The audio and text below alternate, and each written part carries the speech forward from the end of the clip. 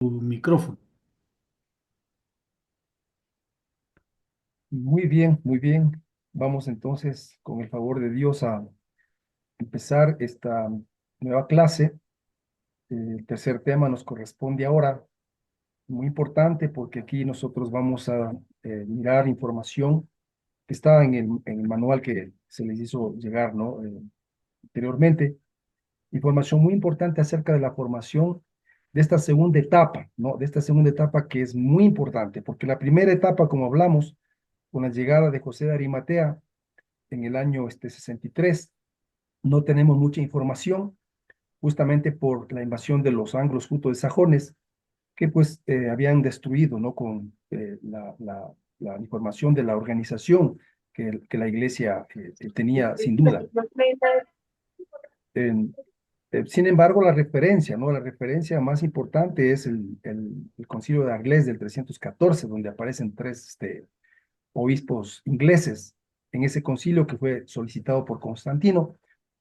Concilio que también en cuanto a la petición de Constantino está copiado directamente del libro de Eusebio de Cesarea, de historiador, y lo puse en el segundo tema. No sé si ya lo revisaron, ¿no? Entonces ahí está el contenido. ¿A quién solicita Constantino que se haga el sínodo de Arles, ¿no? Donde aparecen los tres obispos ingleses. Pero estamos viendo con más claridad este tema muy importante, ¿no? Porque claro, los historiadores del lado católico romano dicen que fue evangelizada, y claro, y siempre ellos hablan de evangelización, pero desde su perspectiva, ¿no? 597, que ya esta fecha tiene que estar ya entre ceja y ceja, como se dice acá, ¿no? En nosotros, porque es casi para pasar al siglo séptimo, que recién la línea romana, como vamos a ver aquí al final, ¿sí? Llegó a Inglaterra, ¿no? ¿Y qué pasó todos esos siglos anteriores? Entonces, el segundo tema que vimos la última clase, el segundo capítulo, tenía que ver justamente con la conformación ahora social y política y administrativa, ¿no? De lo que significó la formación de la heptarquía, como se conoce, porque Ujú. eran 7 reinos pequeños que se establecieron ahí finalmente, ¿no? De lo que anteriormente existía en cuanto a las poblaciones y se estableció una heptarquía. eh, Uno de los reinados era de Etelberto, el rey de Ken, que ustedes tienen un seminario con el nombre de él, ¿no? Tiene un territorio bastante extenso y las 6 últimas lugares, digamos, no poblaciones, se dividieron entre los anglos y los sajones, ¿sí? Entonces, encontramos esta información en el material, cómo se formó esta heptarquía, estos pequeños reinados, ¿no? Y claro, cada uno tratando de tener supremacía sobre el otro. Vimos el deseo de Mercia, ¿no? De tratar de estar sobre los demás reinos pequeños. Y finalmente Wesel, que fue el que conquistó y dominó mayormente, ¿no? Las poblaciones británicas. Pero era importante ver el segundo tema desde la parte de formación, como digo, política y la formación del Estado británico, ¿sí? Porque realmente era más avanzado, ¿no? Que lo que estaba pasando en el continente. No sé, esta información está ahí, hay que revisarla, que es muy importante porque lo que hace es cuando viene Roma es retrasar, porque viene con su cuestión doctrinal, viene con su cuestión del derecho canónico, ¿no? Cuando ya había, como hemos visto nosotros, siglos antes, acá un modo de, de, de juzgar los problemas, los litigios, y realmente no se necesitaba este, buscar una jurisdicción de ultramar.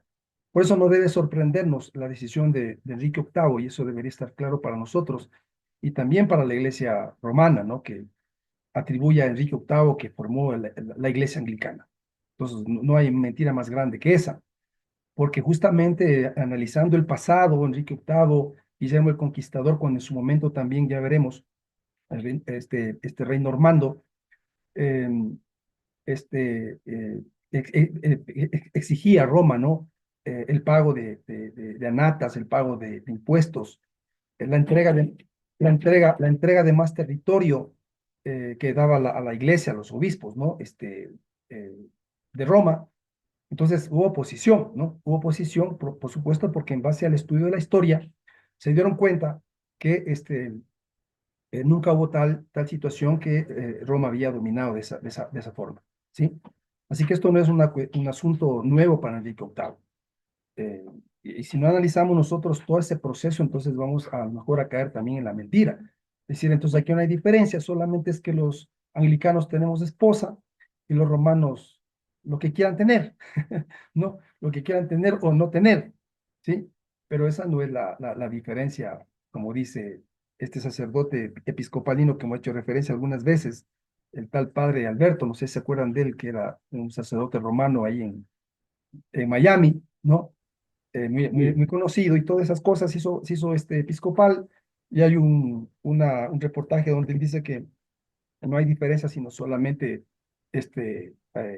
haberse casado con una señora que andaba ahí divorciada o viuda, no me acuerdo. Entonces todo eso pues no es así. Así que tenemos que ver todo ese proceso y qué pasó en el establecimiento de esa heptarquía, ¿no? De los británicos con la venida de los anglos jutos de sajones. El aporte más importante, como habíamos visto también, era el tema de la organización, de la creación de tribunales locales, que después fueron fortalecidos con tribunales también de la monarquía.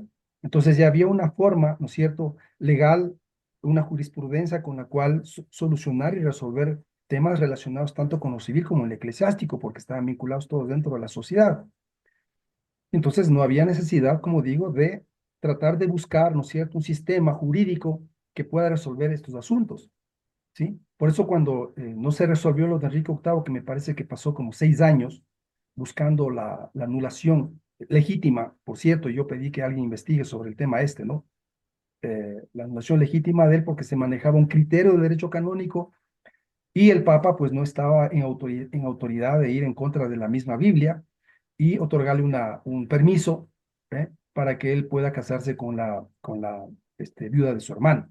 Entonces hay un tema ahí que se llama en el derecho canónico, ¿no? De una relación de afinidad que no le permitía tener ese matrimonio. Por lo tanto, ese matrimonio era nulo desde el principio. Así que le estoy dando aquí un poco de luz al padre que va a hacer este trabajo, ¿sí?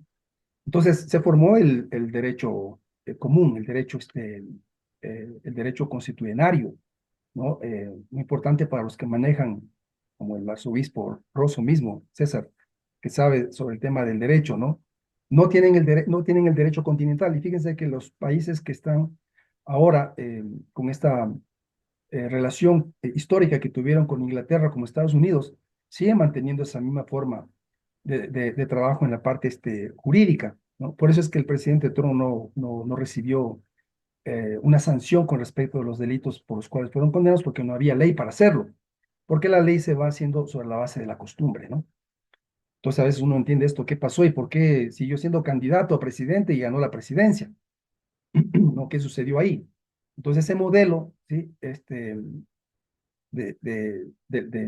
leyes y de jurisprudencia tiene todo este trasfondo de los británicos. Y claro que fue un aporte, este punto, justamente de los anglos, jutos y sajones, ¿no? Que este fue el aporte de ellos, porque recuerden que ellos pertenecían a los grupos eh, de las poblaciones que estaban al norte del continente europeo, arriba de lo que ahora son los alemanes, ¿sí? Donde estaban otras agrupaciones como los godos, los ostrogodos, que después invadieron, ¿verdad? El continente hacia el sur y no eran del todo salvajes o que como que no tenían ningún tipo de conocimiento del cristianismo. Eso también es otra mentira, porque justamente los monjes celtas de los que ahora vamos a hablar en el segundo capítulo, hicieron un trabajo formidable, ¿sí?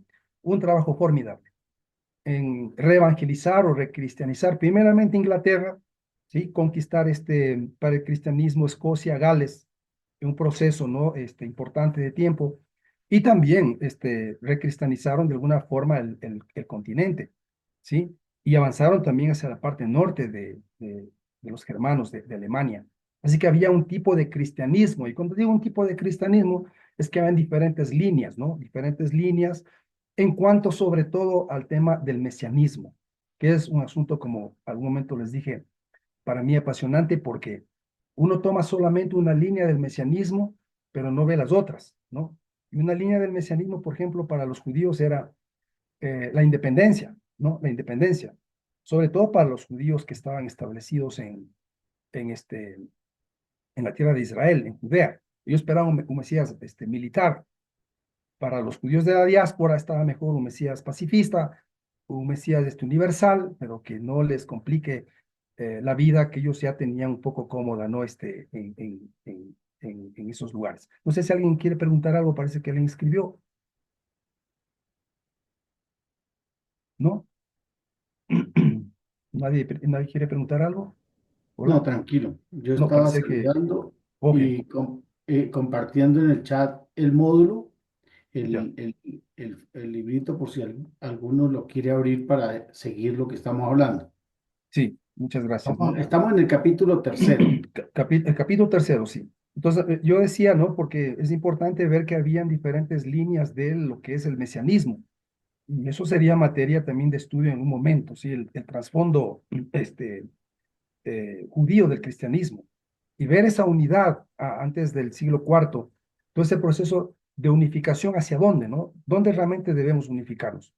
Porque los emperadores, siendo sumo pontífices, es decir, estaban sobre el tema religioso y de alguna manera ellos tenían una especie de divinidad y querían que la religión sea acomodada a las creencias de ellos, ¿no? Recuerden que estamos en un tema histórico académico, ¿no? Entonces hay que hacer el análisis correspondiente, académico, histórico, y ver las cosas un poco más como son, porque después nos quedamos con los dogmas y ya no hay reflexión acerca de eso, ¿no? Lo importante en nuestra iglesia es que es una iglesia que se define como iglesia reformata y siempre reformanda. Eso sí sabemos, ¿verdad? ¿Sí?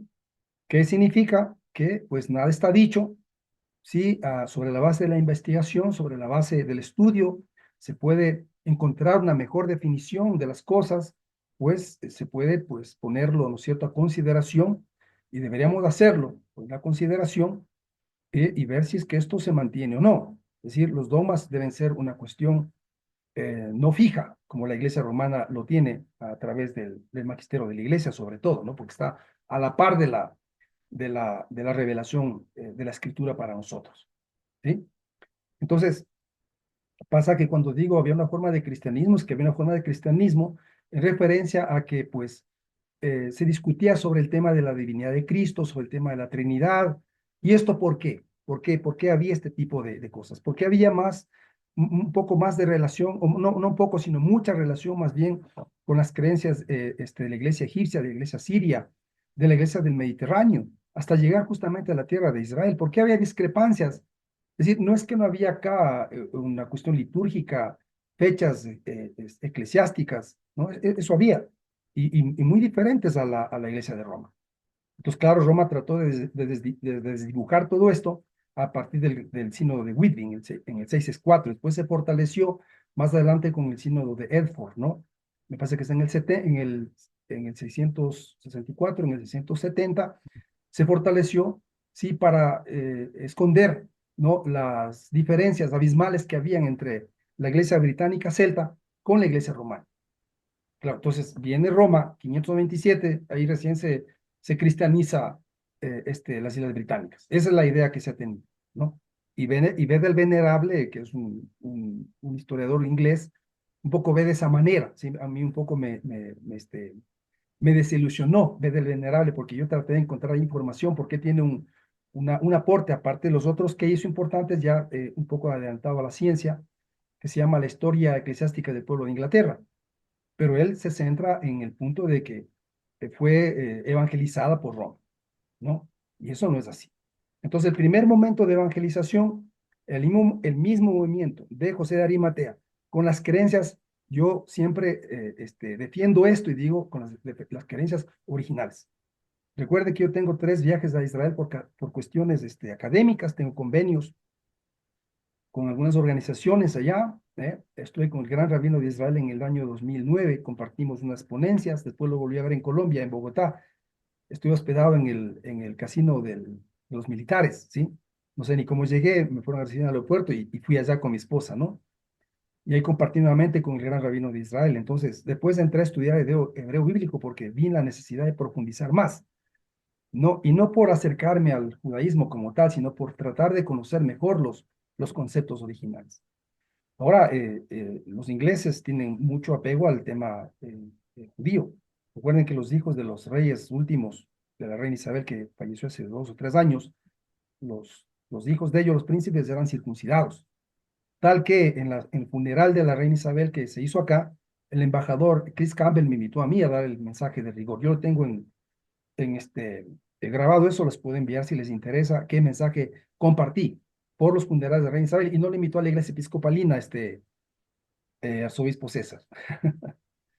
No le invitó a la iglesia episcopalina ni al obispo episcopal de acá, me invitó a mí, ¿sí? Yo creo que le envié una información al respecto. Entonces, hablé de este asunto y estuvo también el rabino de la comunidad judía y el nuncio apostólico. Por supuesto, tenía que un anglicano hablar, ¿no? Y decir acerca de estas cuestiones.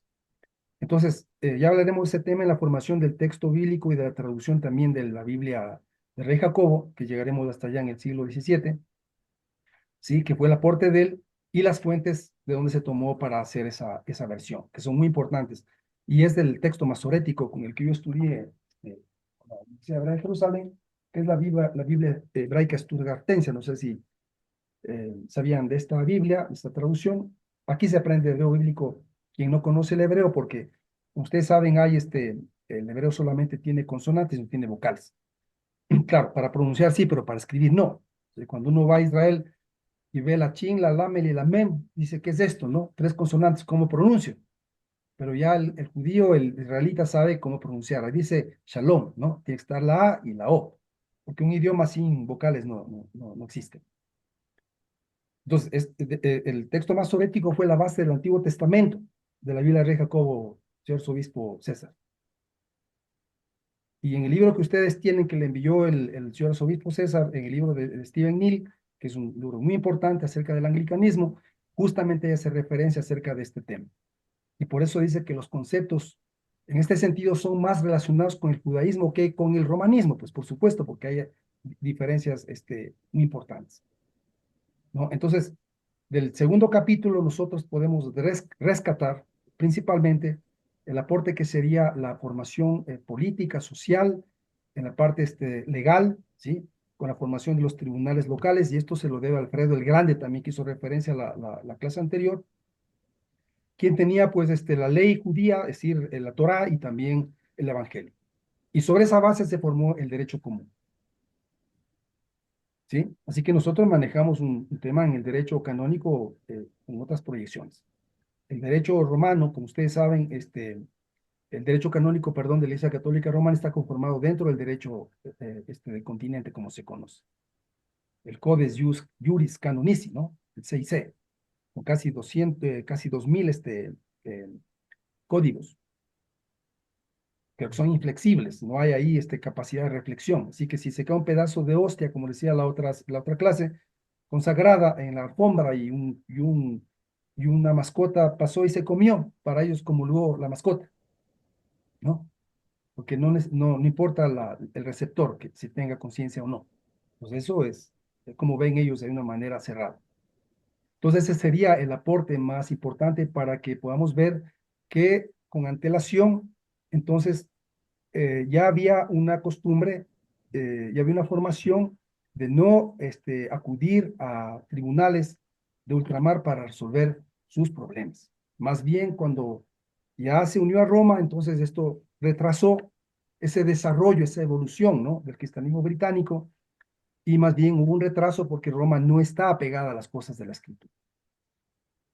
Porque para ellos, después de la reforma con el Concilio de Trento, recuerden que pasó a ser la tradición a ponerse a la par, ¿no? De la revelación bíblica, ¿sí?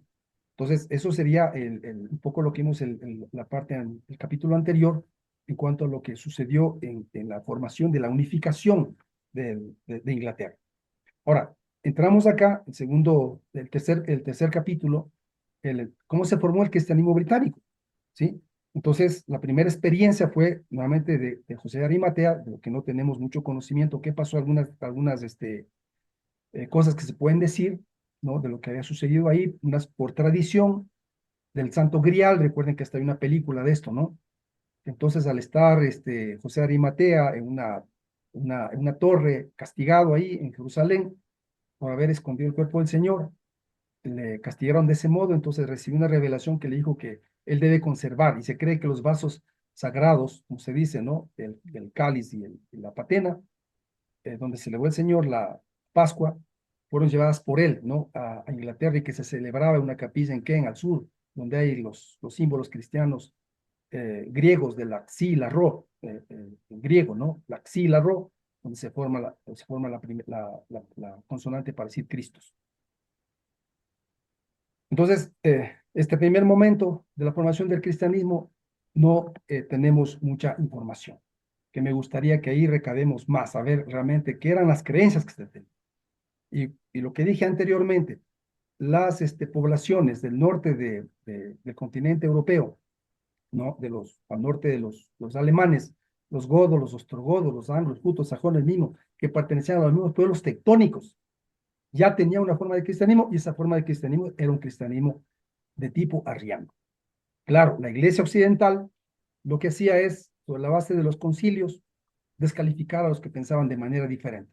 Recuerden que en Inglaterra nosotros tuvimos a un gran teólogo que era Pelagio, no sé si se acuerdan de él, ¿no? Que estaba a la par de quién, de Agustín de Hipona. Las obras de Agustín las tengo acá, ¿no? Todas. Entonces, y claro, él pensaba que había un tipo de libre albedrío en las cosas que pasaban, y también para la restauración, ¿no? De la caída del hombre. No era una cuestión que él pensaba que el hombre no podía participar en un proceso de redención, que también tiene que hacer algo el ser humano. Ahí entra el tema del humanismo dentro del anglicanismo, ¿sí? Y todos estamos esperando que nos salven desde afuera, no hacemos nada por salvar el planeta, porque esperamos que alguien nos salve y no hacemos nada. Entonces ese es un tipo de mesianismo extremista a ese punto, pero también se piensa que algo se tiene que hacer desde acá, ¿no? Y cuando les dije de lo de Israel, recuerden que el cumplimiento de las profecías acerca del retorno de Israel a su tierra no se dio por el tema militar, necesariamente en el 1948, el siglo anterior, ¿no es cierto?, el 14 de mayo que celebra la independencia, sino por el movimiento sionista que nosotros conocemos, que sería la continuación del movimiento histórico inicial de los celotes en tiempos bíblicos, y un siglo antes también que aparecieron estos ideales de independencia, propios que están en la escritura. Pero no se celebra mucho esta parte del mesianismo como idea general, ¿no? Como ideología general. Entonces, estos monjes celtas eran muy conocedores de estos temas. Y ustedes ven, la otra semana voy a tratar de también compartirles un mapa, tanto de quiero compartir tres mapas. Uno, cómo se establecieron la provincia, eh, inicialmente, ¿qué provincia era qué población le conquistó a los británicos? La provincia romana, ¿no? La provincia romana de Britania, así se llamaba, ¿no? Provincia romana de Hispania, en España, provincia romana de Britania, y las poblaciones, ¿no? Que no, claro, no había sido una cuestión que, como ustedes conocen, se estableció completamente como pueblo romano ahí, eh, sino las legiones, que llegaron, creo, a una cosa de 150.000. Eh, Esto por debajo de los más o menos 3 millones de gentes que había en ese tiempo. Ese sería el primer mapa, ¿no? El segundo sería la heptarquía, que hice referencia, es decir, con la invasión de los anglos jutos sajones, cómo se formó los pueblos ahora en ese tiempo, y estas luchas por la supremacía entre Mercia y Wessex, ¿no? Que al final Wessex fue el que mantuvo la supremacía sobre las demás. Y el tercer momento sería entonces cuando ya salimos de esto, y vamos a ver cómo se forma el Estado inglés. No sé si hay una pregunta ahí.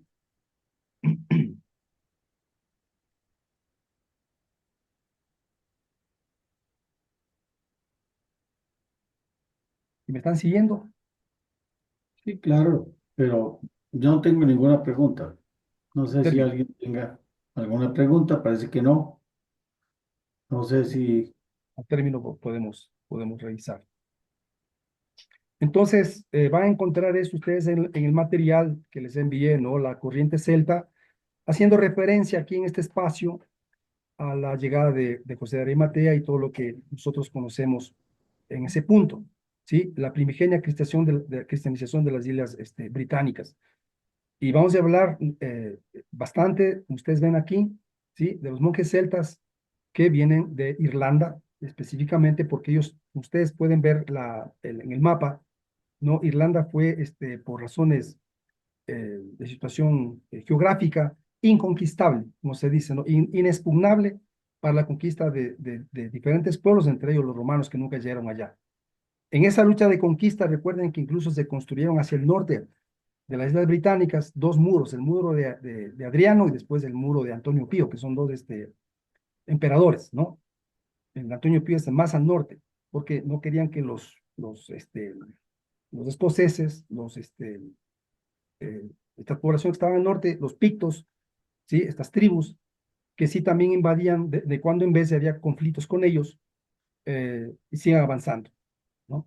Por lo tanto, Irlanda estaba en una posición privilegiada y al no ser conquistada por estas poblaciones, entonces llegó a tener una cuestión de independencia y de privilegio porque ya iban en muchos manuscritos, tanto de carácter secular como de carácter religioso, ¿no? Había centros de formación, de estudio, donde no iban a imponer la creencia y los dogmas de los otros, sino en un ambiente de paz, donde no había peligro de conquista, no a profundizar. Había en el conocimiento, habían bibliotecas, un tema muy importante en ese sentido, ¿no?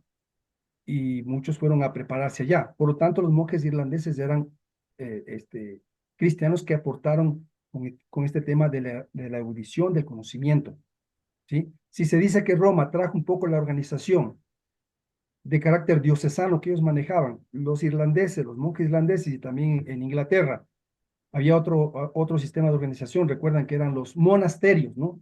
¿Sí? Las abadías, hasta ahora está la abadía de Westminster, ¿sí? Con el abad mitrado que se le decía en ese tiempo, que incluso el abad mitrado tenía supremacía sobre los obispos, ¿no? Con monjes, sí, en ese sentido, con este calificativo, pero que eran casados, no eran célibes. ¿De dónde aprendieron ellos esta liturgia? ¿De dónde tomaron estas prácticas? De los anacoretas, ¿sí? Del monacato, ¿sí? ¿De dónde tuvieron estas formas de liturgia y de práctica? ¿Cuándo celebraban la Pascua de Resurrección? ¿Qué fecha tenían para la Pascua de Resurrección? Entonces, ¿de dónde ellos tomaron estos conocimientos? Pues vamos a ver que había una relación directa, viendo el mapa, que es lo que les dije que vamos a tratar de ver la otra semana un ratito, de conexión directa, ¿no? De conexión directa a través de España, llegaban al Mediterráneo, a la iglesia egipcia, a la iglesia siria, que ustedes saben que existen ahí estas iglesias con sus diferencias, y también hacia la tierra de Israel. Entonces, las diferencias empiezan desde ahí, que eran muy grandes, ¿sí? Y, por ejemplo, Patricio, que es uno de los que hablamos aquí, San Patricio, ¿no? Este, tenía su definición teológica en muchas cuestiones que eran contrarias a Roma, porque Roma entonces había establecido unos dogmas, y claro, quienes no pasaban por el filtro de las creencias de ellos, entonces eran descalificados y considerados como ¿qué? Al que no cree como Roma creía, ¿qué les decían? Herejes, Sí, ¿no? Y les condenaban. En mi Facebook de la iglesia, yo subí información sobre, por cierto, este mes de marzo celebramos de la muerte de Kramer, ¿no? Hay que estar atentos a eso.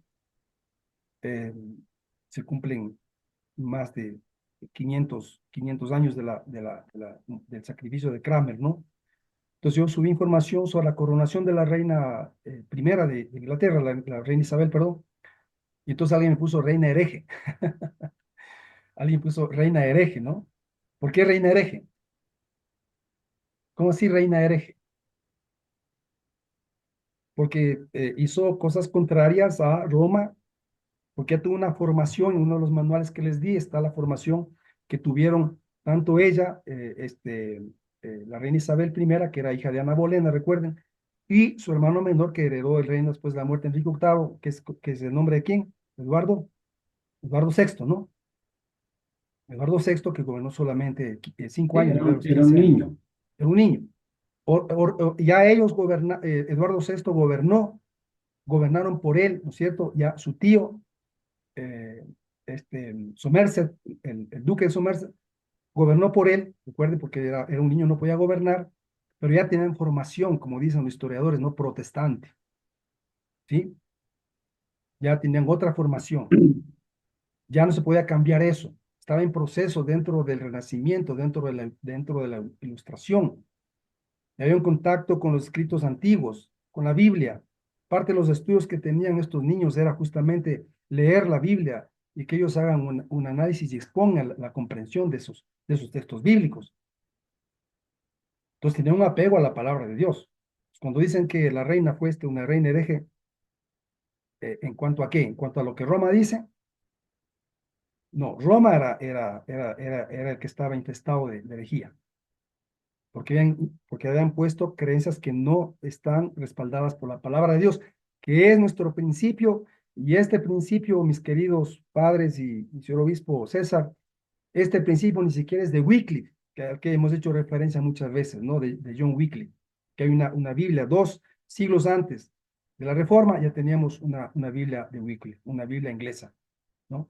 Pero mucho antes de eso, los irlandeses ya tenían el concepto de la supremacía de la palabra de Dios. Por lo tanto, ahí en Irlanda no era importante este tipo de dogmas, que para acercarse a Dios se necesita la intermediación de los eclesiásticos, de la iglesia. No eran tan apegados a los padres de la iglesia ni a las definiciones de los padres de la iglesia. De modo que cuando se dio el sínodo de Whitby en el Ya es que ella dijo que 664, eso estaba bien y le dije al señor que ya cobrará eso. Lo hola, que hola, estás, ¿cuál es tu discusión? Pues mi discusión es que siempre Bajen el pagamos tono, más administración. que estás pagando más, estás pagando hay un 140 nomás. micrófono prendido ahí. Padre José Javier se le prendió ya. Ok, Ya, ahora sí. era el seminarista José Javier, pero Ah, ya. ya. Yo pensé que me estaba diciendo algo a mí. ¿Qué pasó? Usted está fuera de cámara, señor Ah, se me obispo. apagó mi cámara, perdón, se me apagó mi cámara. Lo siento mucho. Ahora sí. Oh, no me di cuenta, ¿no? Ahora sí. Algo se tocó por aquí. Eh, Gracias por. una pregunta. Sí. Eh, bueno, yo quería que lo de San Patricio, Ujú. eh, no tengo muy claro si San Patricio era un verdadero anglicano ya en ese tiempo, era un cristiano Tenía que una forma siquiera... de cristianismo, que así tenemos que verlo. Todavía no. Ujú, sí. Después surge lo que sería la Church of England del siglo XVI, ¿no? Recordemos también que hay que Pero tener Patricio era mucho. más romano No, no, que no. No vamos a ver ahora. Está en la información. No era romano él. Había muchas cosas de los irlandeses tomadas, como acabo de decir, de la línea de las iglesias del Mediterráneo. Pues había muchas cosas sí. diferentes con Roma, ¿sí? Ok, ok. Incluso se les acusaba de judaizar la iglesia, Ah, ¿sí? sí. Entre una de las informaciones que vamos a encontrar ahí nosotros es que, por ejemplo, ellos celebraban la Pascua que celebraba en el tiempo del Pesa judío, ¿sí? Y se manejaban en muchos aspectos según la ley. No había el tema de la usura. Las mujeres eran separadas cuando tenían su periodo mensual. Es decir, muchas prácticas, ¿no? Relacionadas Ujú. con lo que hacía el pueblo de Israel. Eso hay que ver aquí en esta información. ¿Por qué? Porque estaban más relacionados con las iglesias del Mediterráneo, ¿sí? Entonces hay mucha diferencia ahí. Entonces sería bueno que veamos eso bien, porque este sería un segundo momento, como bien lo acaba de decir el señor obispo César, ¿no? No era anglicano, claro, todavía no, porque el anglicanismo, como digo, ahora el 29 de abril, recuerden, estamos celebrando la separación definitiva de Roma, ¿no? Definitiva porque ya no hubo pretensiones por parte de otros monarcas de volver al romanismo, aunque sí hubo unos levantamientos al respecto, pero ya no como la reina María. intermedia entre Eduardo VI y la reina Isabel, trató de regresar, ¿no es cierto?, la iglesia al romanismo. En algunos puntos lo logró, en otros no, porque esto ya fue hecho vía parlamento, como ustedes conocen, el parlamento británico, y no se pudo retornar como ella quiso. Afortunadamente no porque se murió, sino porque eh, y pudo haber producido muchos cambios en ese sentido, no gobernó tampoco mucho tiempo. Y entonces Isabel sí gobernó más de 40 años y pudo establecer definitivamente, y el 29 de abril, fecha que no tenemos que recordar, sino ponerlos en nuestras redes sociales, que yo sí me permito hacerlo, ¿no? La coronación de reina Isabel en enero, la muerte de Cranmer en marzo, y el 29 de 1559, la separación definitiva a través de la ley de uniformidad, ¿sí? Prescrita por la reina Isabel I, con su consejo privado y también por el Parlamento británico, arzobispo César. Ahí entonces podemos hablar de la iglesia establecida. Eso será el momento ya de la reforma, ¿no? La iglesia establecida, la Church of Ujú. England, donde están los elementos propios del anglicanismo, lo que se configuró. Libro de acción común, donde está teología con los artículos de religión. El derecho canónico, ¿sí? Que Tomás Kramer, recuerden, era doctor en esta materia, en el derecho común, el derecho consuetuenario. Hay un aporte que él hizo muy importante en este tema, que yo tengo el archivo, les podría también enviar si alguien necesita, que es la Reformatio Legum Ecclesiasticarum, ¿no? Ahí tenemos nosotros los principios para la elaboración del derecho eclesiástico. La traducción de la Biblia, que ha hecho referencia también, ¿no es cierto?, cuáles son las fuentes de la traducción, y pues la liturgia, el Locke, el libro de oración común, ¿no? 4 baluartes, que ahí sí ya se configuraría obispo César. Ahí hablaríamos ya de la De iglesia de anglicanismo. Inglaterra, que no se conoce como iglesia anglicana en Inglaterra, sino la iglesia de Inglaterra, pero hacia afuera, ¿no? Pues viene después la evangelización de ahí hacia afuera, con estos elementos, y ahí ya se está llevando la iglesia de Inglaterra, pero ya en el modo de una tradición anglicana. Ahí recién estaremos hablando del anglicanismo. No sé si está claro ese punto. Sí, sí. Bueno, yo me refería era que Patricio, en lo que yo he leído sobre él, bueno, no estaba muy de acuerdo con algunos dogmas del romanismo, pero Que no son, terminó que no son bíblicos. prácticamente siendo el puente entre esa iglesia primitiva de Inglaterra con Roma. Es que no era Es la lo que iglesia quiero. primitiva. La primitiva es la original, la que llevó José de Arimatea. De lo que no tenemos mucha información, sería lo primitivo. Eso sería la segunda parte, obispo César, ¿no? La recristianización desde la perspectiva irlandesa. Y que Ujú. claro, de los monjes celtas, que claro también hizo que tuvieran estos elementos también dentro de ese proceso de esta segunda etapa. ¿Mm? Creo Porque que, Roma creo aparece que, después. creo que el reverendo Pedro está pidiendo la palabra. Así, por favor, no vi acá eso. Pedro,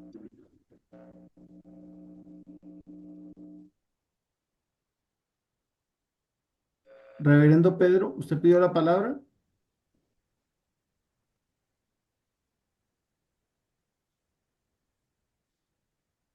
Parece que abrió el micrófono, Bueno, pero no. el tercer punto, ¿no? Irlanda y su aislamiento, el resto de Europa no era una cuestión voluntaria, es decir, en cuanto a que querían aislarse y ser a lo mejor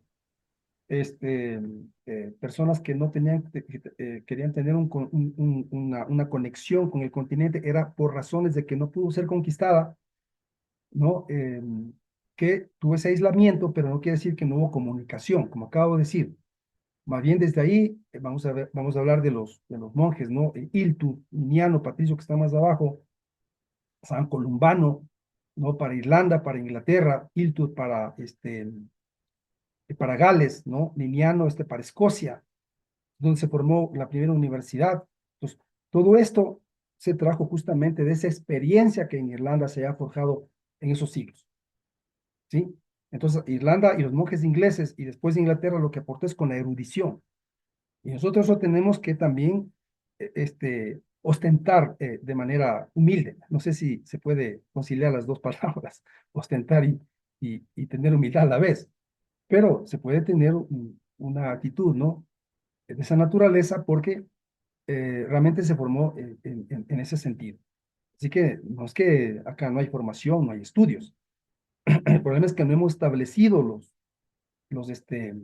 eh, la estructura, ¿no? Como tiene que ser. Yo creo que acá, ahora en la comunión, pues lo vamos a hacer, ¿sí? Para que haya el proceso como corresponde y entonces entrar con conocimiento de causa, ¿no? Realmente, y no estar cogiendo cuestiones de la iglesia romana y porque, bueno, no sé, para que no se den cuenta, para que no pase esto, lo otro, no hay que hacer eso. Nosotros tenemos que hacer nuestras celebraciones con lo que nosotros tenemos y eso es riquísimo, ¿no? Es un aporte muy importante eh, este, para las comunidades donde nosotros nos desenvolvemos. Entonces, que sepan la diferencia. Y una de esas diferencias es la erudición. Una de esas diferencias es el estudio. Se convirtió Irlanda en un bastión, ¿no? De la cultura, eh, por todas estas destrucciones que acabamos de hacer mención, estas conquistas a los británicos de los anglos, jutos y sajones, que después aparecería lo anglosajón, las poblaciones arianas, ¿no? De los godos, ostrogodos, hacia este continente en Europa, cuando dejaron títeres sin cabeza ahí, ¿no? De todo esto que se produjo, pero al Irlanda no haber sido conquistada y tener este aislamiento por razones de carácter geográficas, eh, allá pues fueron a parar, como se dice, todo tipo de manuscritos, incluso se los copió. Y en Inglaterra hay una particularidad que hay una isla, ¿sí? Al lado oriente que se llama Lindisfarne, donde también igualmente se constituyó un centro de formación. Así que para los anglicanos la formación y la erudición es importante. Roma lo que aportó después es con el tema de organización que trajo las diócesis, pero teníamos nosotros acá antes los monasterios y las abadías, que todavía están los vestigios históricos de todo eso ahí en Inglaterra. Como dije, con el abad Mitrado, ¿no? Que incluso tenía supremacía y control de los obispos. Entonces, a eso nos referimos en estos dos puntos. Y hay que estudiar esto porque es necesario para que veamos en esta segunda instancia, ¿no? El aporte que hicieron en su momento los monjes irlandeses. Después viene Roma. Esto tiene una fusión desde el 664, no total, por supuesto. Dice la historia que pasó un siglo y seguían quejándose desde Inglaterra los romanos al Papa que no, Inglaterra no se sujetaba. Nunca se iba a sujetar.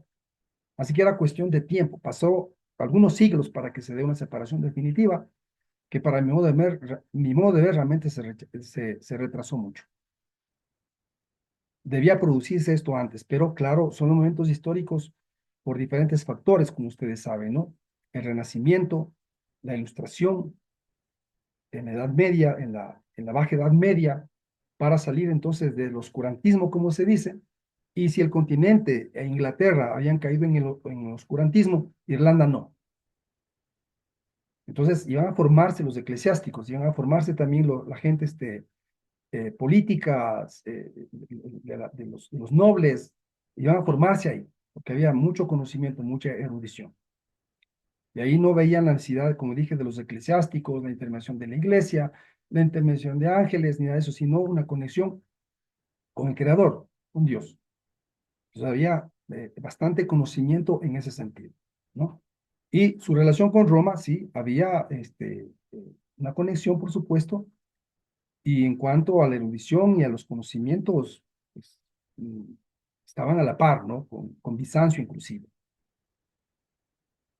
Y aquí veremos cómo se establece también el cristianismo como es en Irlanda, en Escocia, no en Gales, también, cómo se establece el cristianismo eh, con el aporte de los monjes eh, celtas, que a veces se dice que alguien me preguntó, me preguntó que era de la iglesia anglicana y me dijo, pero ustedes tienen alguna cuestión con los druidas. No sé si han escuchado de los druidas, porque ven los sacerdotes druidas ahí. Pensaba que era un sacerdote satánico, creo yo. No sé si hemos oído de los druidas. ¿no? Que sí había esta presencia, claro, religiosa, así como los teutones también tenían el panteón de Otán y sus creencias, ¿no? Que también trajeron un Eran, poco acá. esas eran creencias paganas. Los druidas eran los sacerdotes paganos Exacto, que habitaban esas islas británicas antiguamente. Cuando exacto. yo me refería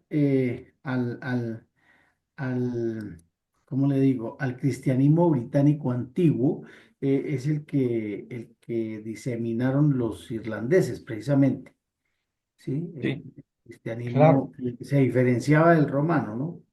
exacto. Eso es lo que tenemos que ver en este segundo momento de la historia y tratar de tener los mejores y claras puntos sobre esa diferenciación, ¿sí?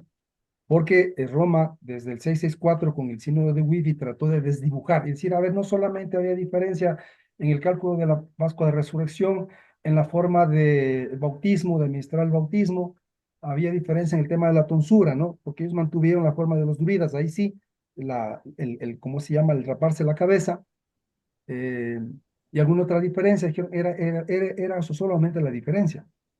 Ah, que solamente, pues, consagraban obispos, un obispo ordenaba, un obispo consagraba otro obispo porque no había muchos obispos, y buscar otros obispos que no había tantos allí, solamente con un obispo. Roma tenía 3 obispos para hacer la consagración. Entonces, Sí, cosas así menores, pero realmente aquí vamos a encontrar más ampliamente esas diferencias por esta conexión justamente con el Mediterráneo.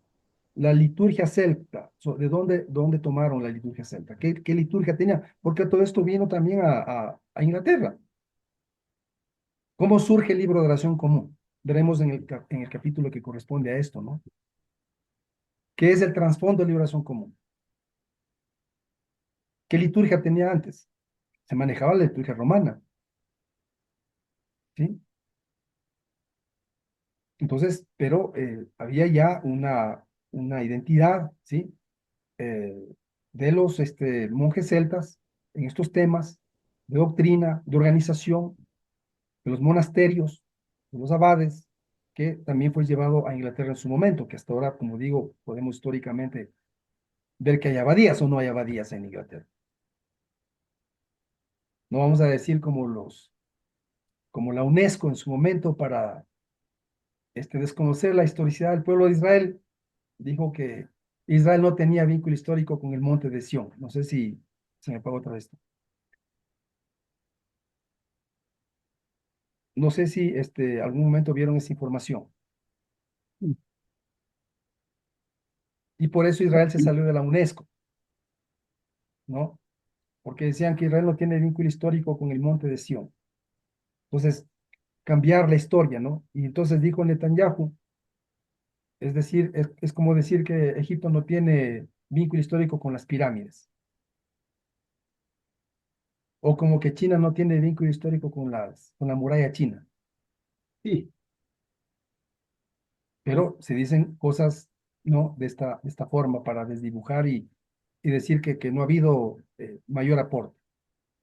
Entonces ahí les pido, mis queridos padres, revisar esta parte que es extensa, ¿no? No sé qué pasa con mi cámara. Sí, se apagó. Eh, estos últimos 10 minutos, este tercer capítulo es de leerlo y de releerlo. Pues Por eso yo allí en el chat les puse el libro para el folleto para que quien no lo tenga lo pueda bajar, porque es bien importante este tercer capítulo. Nos abre, en mi concepto, nos abre un poco la visión de los orígenes del cristianismo en las Islas Británicas, incluido eh, Irlanda. Sí, al obispo la cámara sí, no sé, se le apagó, algo pasó ¿cierto? mi camarita, sí. Bueno, sigamos. Bueno, tranquilo. ¿Alguna pregunta, hermanos? ¿Hay alguien que quiera hacer alguna pregunta? Los obispos que te están esta noche acompañándonos es el obispo Rodney de Costa Rica, el obispo Germán Suárez. ¿Hay alguna pregunta, hermanos? No, de mi parte no. Más bien muchas gracias porque me ha refrescado muchos conocimientos y me ha aportado otros. Muchas gracias. Ok, Gracias a usted. bueno, continuemos. Sí, por favor, entonces, en estos puntos que estamos acá, ven, vamos a encontrar esta información importante de esa relación de la iglesia irlandesa y era necesario hablar de esto porque a profundidad, como dije, porque sería el segundo momento histórico, ¿no? En cuanto a un proceso de recristianización por la caída del Imperio Romano, 410 en adelante se produce este proceso, abandonaron tierras británicas, ¿no? La presencia de las legiones, básicamente, porque no es que se pobló de civilización romana completamente. Sí, recuerden que se mantenía ahí un control nada más, con muros también de contención para que no, con el muro de Trump que está haciendo ahora, para que no se pasen la gente. Pasaba esto, ¿no? Este sería el segundo momento importante donde entonces los británicos, como nosotros los conocemos, ahora ya en su etarquía con los 7 pequeños reinos que se habían formado, ¿sí? Tuvieron esta experiencia del aporte de los monjes irlandeses, que quizá no nos quedamos, por supuesto, con las creencias que profesaban en su totalidad, pero con cosas importantes sí, como una de ellas que sería el tema del apego al judaísmo, y después por la traducción de la Biblia del rey Jacobo, cuya fuente del Antiguo Testamento es del texto masorético, que es la Biblia hebrea, ¿no? Con la que se aprende hebreo bíblico, ¿sí? Entonces, ¿de dónde tenían su liturgia? ¿De qué fuentes? ¿Cómo se formó esa liturgia de la iglesia celta? Recuerden que se conoció en su momento a la iglesia británica como la iglesia británica justamente celta, y la cruz que tiene el arzobispo César es la cruz que representa este, ah, justamente esa, es la que saca demonios, dijo, que esa es la cruz que no se resisten los demonios. Está apagado su micrófono, les estaba diciendo algo. Bueno, así que tenemos acá, Arzobispo, sí, por favor. bueno, tengo aquí la duda. Yo tenía o tengo entendido que la corriente celta era, digamos, casi que politeísta, ¿no? ¿Cómo llega esa corriente a combinarse con el cristianismo y a tomar entonces esa visión mesiánica? ¿Sí? Lo que pasa es que se habla de una corriente celta por el tema de los irlandeses, no porque han tomado elementos de las creencias religiosas celtas. Hay algo que se tomó que sería en la parte social una preocupación por la naturaleza, por ejemplo, obispo Germán, ¿no? Los celtas tenían esta preocupación por la naturaleza y por la espiritualidad, ¿no? Algo de eso ingirió en la parte eclesiástica, pero no que han tomado creencias politeístas y han formado una especie de, una línea de cristianismo con esos elementos. No, no, de ninguna manera. Era un cristianismo más arriano. Y por eso, como estoy conversando y hablando con ustedes que conocen las diferencias teológicas, ¿no? ¿No? Que son importantes manejarlas, que profesaba el arrianismo eh, y otros grupos que fueron en su momento por los concilios destituidos o condenados, ¿no? Por no creer a la forma como Occidente creía. Entonces, eh, digamos el tema perdón, de la Trinidad, ¿no? Que los arrianos no manejaban tanto esto, sino el monoteísmo judío. No, es Manejaban que más el monoteísmo judío. el arrianismo, esa doctrina sostenía que Cristo es una criatura de Es Dios. humano, sí, es humano Sí, y la concepción también de él. Entonces, pero eso es una visión que está también dentro del judaísmo original, ¿no? Dentro de los sí, movimientos originales también de los fariseos. ujú. Entonces, es respetable que haya diferentes apreciaciones, ¿no? Desde el punto de vista académico, lo que pasa es que se pretendía que todos crean en el mismo sentido. ¿sí? Así que ellos tenían una forma de creencia bionita, ¿no? De los bionitas originales del movimiento de Jesús, que eran todos judíos. Por su conexión con el Mediterráneo, entonces esto justifica, ¿no? Y es razonable que pues hayan tenido diferencias en ese sentido. Pero al punto que quiero ir es que había diferencias con Roma, ¿sí? Ahora, ¿quién tiene la razón? ¿Roma o la iglesia irlandesa? ¿Quién tiene la verdad sería, ¿no? En esos puntos. Dice que Patricio cuando iba a inaugurar una iglesia, San Patricio, como se le conoce, dejaba la Torá, la ley de Moisés y el Evangelio. Esta es una tradición que se tenía con antelación, recuerden de Alfredo el Grande que habíamos hablado, Ujú. con quien se dio la base del derecho de los tribunales. ¿Cómo se resolvía? Con estos elementos, más el aporte de los anglos. Entonces, son diferentes formas. Por eso, si alguien dice que el derecho canónico católico es divino y el derecho común no es divino, entonces entramos en el tema de ponerlo en prejuicio por razones de pensar si es inspirado por Dios o no. Entonces, eso es un problema. Sino que son elementos, ¿no es cierto?, culturales establecidos ahí, de lo cual tenemos que verlo mejor para tratar entonces que sean compatibles con la escritura, de modo que hagamos justicia y proclamemos la verdad, ¿no? Así que todo esto es importante porque también ingeriría en las creencias de los británicos. El monaquismo, por ejemplo, ¿no?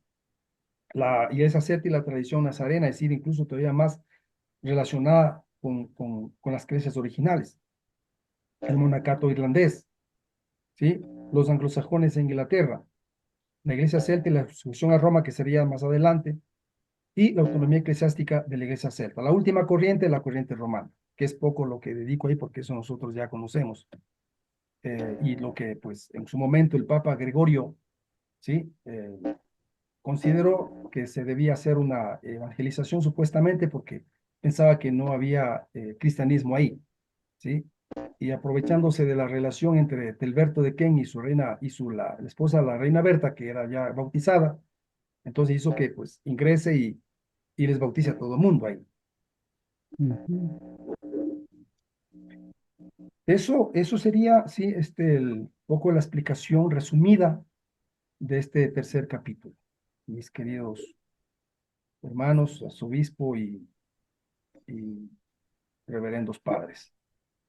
No sé qué Eh, pasó con mi Muy cámara. bien, sí, su cámara definitivamente le No sacó la sé, mano.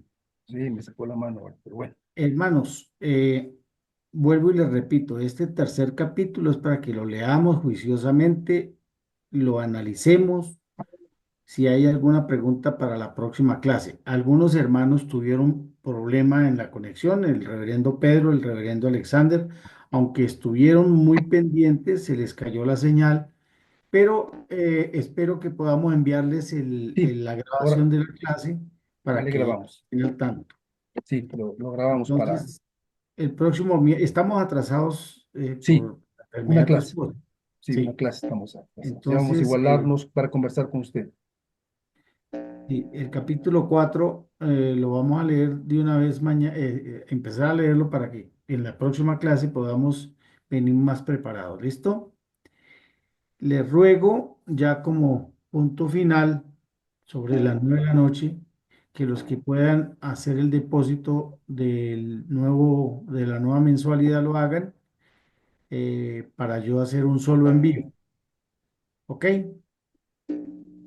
Entonces, ¿qué más sería por esta noche? Creo que no es más, ¿cierto, mis hermanos? No, no es más, querido arzobispo. Y pues realmente sí la señal. ¿Cómo? ¿Cómo?